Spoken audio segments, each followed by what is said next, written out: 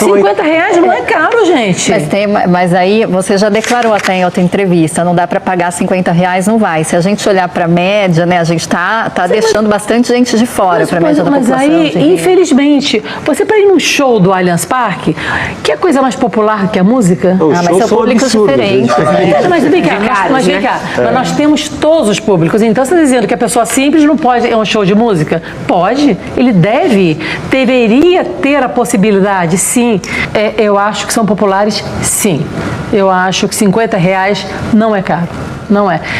E esquecendo que o torcedor quer um time competitivo, vencedor, e o investimento num time como o do Palmeiras são de milhões. Então, a conta não bate, entendeu? Como é que faz, então? Para Leiloca, R$50 não é caro. E para você, é caro ou não é caro?